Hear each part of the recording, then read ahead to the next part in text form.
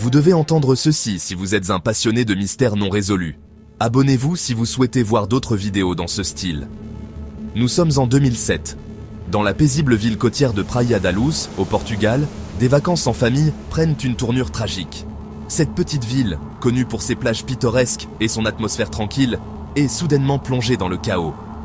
Madeleine McCann, âgée de 3 ans, disparaît de son lit, laissant derrière elle un vide de questions sans réponse et une frénésie médiatique internationale.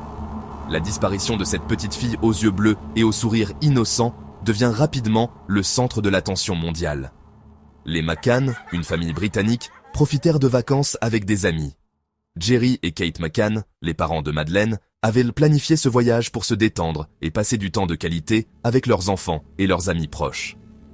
Cette nuit fatidique, Madeleine et ses jeunes frères et sœurs jumeaux sont laissés endormis dans leur appartement pendant que leurs parents dînent avec des amis dans un restaurant voisin. Le restaurant, situé à quelques mètres seulement de l'appartement, permettait aux parents de surveiller régulièrement leurs enfants. Des vérifications régulières sont effectuées sur les enfants. Les parents et leurs amis se relaient pour s'assurer que tout va bien. Chaque demi-heure, quelqu'un se lève de la table pour aller jeter un coup d'œil dans l'appartement. Mais vers 22h, Kate McCann fait une découverte horrible. Madeleine a disparu. Le lit de la petite fille est vide et une vague de panique s'empare de Kate. Elle court immédiatement vers le restaurant pour alerter Jerry et leurs amis. La porte de l'appartement est légèrement entrouverte, suggérant que quelqu'un est entré, mais il n'y a aucun signe d'effraction. Les McCann et leurs amis commencent à chercher frénétiquement Madeleine dans et autour de l'appartement.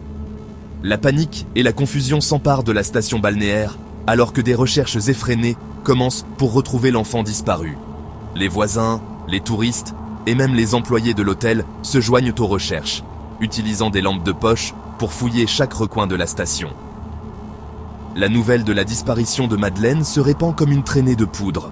Les médias locaux sont rapidement alertés et bientôt, les chaînes de télévision internationales commencent à couvrir l'affaire.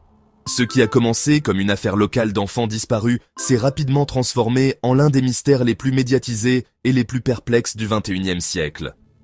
Les théories et les spéculations abondent, mais la vérité sur ce qui est arrivé à Madeleine McCann reste insaisissable. Les jours, les semaines et les mois qui suivent voient une couverture médiatique intense, des enquêtes policières internationales et une mobilisation sans précédent pour retrouver la petite fille disparue. Les autorités portugaises ont immédiatement lancé une enquête. Cependant, les premières étapes ont été entachées de faux pas et de critiques. La scène de crime n'a pas été sécurisée efficacement, ce qui a potentiellement compromis des preuves précieuses.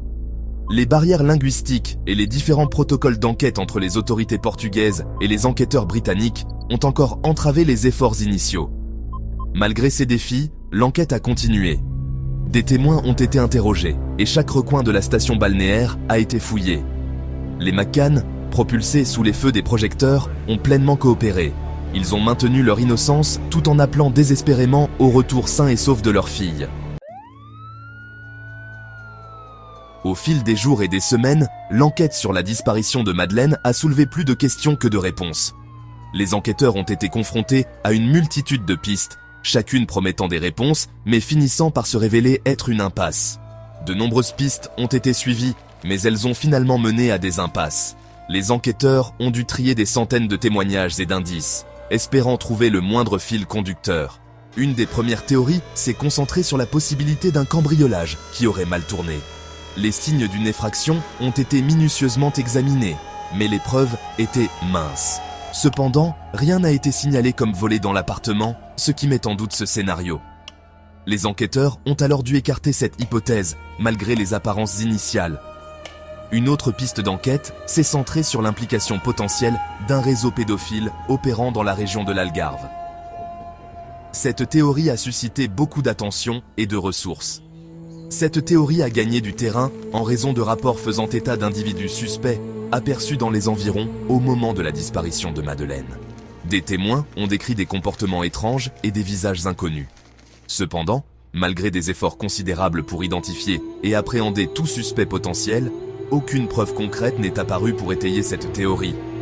Les enquêteurs ont continué à explorer d'autres pistes, mais chaque nouvelle direction semblait les ramener à la case départ. La communauté locale, tout comme le monde entier, attendait désespérément des réponses, mais l'énigme de la disparition de Madeleine restait entière. En 2020, une avancée significative est survenue dans l'affaire. Les autorités allemandes ont identifié Christian Bruckner, un délinquant sexuel condamné, comme principal suspect. Bruckner avait des antécédents de crimes contre des enfants et était connu pour avoir vécu dans la région de l'Algarve au moment de la disparition de Madeleine. Les enquêteurs ont découvert que Bruckner avait passé un appel téléphonique près de l'appartement des McCann la nuit où Madeleine a disparu. Ceci, ajouté à son passé criminel et à sa présence dans la région, a fait de lui une personne d'intérêt majeur. Bien que les autorités allemandes n'aient pas inculpé Bruckner d'un crime lié à la disparition de Madeleine, elles restent convaincues de son implication. L'espoir d'une mère, la foi inébranlable de Kate McCann. Au cours des années d'incertitude angoissante, Kate et Jerry McCann n'ont jamais abandonné l'espoir de retrouver leur fille. Kate, en particulier, a été une fervente défenseur de Madeleine, menant sans relâche des campagnes et sensibilisant le public à son cas. Elle a écrit un livre détaillant le calvaire de sa famille et les recherches incessantes pour retrouver Madeleine. Dans son livre, Kate décrit la douleur et l'angoisse de perdre un enfant d'une manière aussi horrible. Elle exprime également sa conviction inébranlable que Madeleine est toujours en vie et qu'un jour, ils seront réunis. Le pouvoir et le danger de l'attention médiatique. La disparition de Madeleine McCann a captivé l'attention du monde entier, générant une couverture médiatique sans précédent. Les médias du monde entier ont convergé vers Praia da Luz, transformant une petite ville tranquille en un centre d'attention mondiale. Si l'attention intense a permis de maintenir l'affaire sous les feux de la rampe, elle a également eu ses inconvénients. Les journalistes et les reporters ont souvent envahi les lieux, rendant difficile le travail des enquêteurs. La présence constante des médias à Praia da Luz a souvent entravé l'enquête. Les enquêteurs ont dû naviguer à travers une mer de caméras et de microphones, ce qui a compliqué la collecte de preuves et les entretiens avec les témoins. Des reportages sensationnalistes et des rumeurs non fondées se sont répandus comme une traînée de poudre, détournant l'attention des pistes crédibles et causant un stress excessif aux personnes impliquées. Les spéculations incessantes ont souvent pris le pas sur les faits, créant une atmosphère de confusion et de méfiance. Les McCann, en particulier, ont été soumis à un examen minutieux et souvent injustement dépeints dans les médias. Chaque mouvement, chaque mot, était analysé et critiqué, ajoutant à leur douleur et à leur désespoir.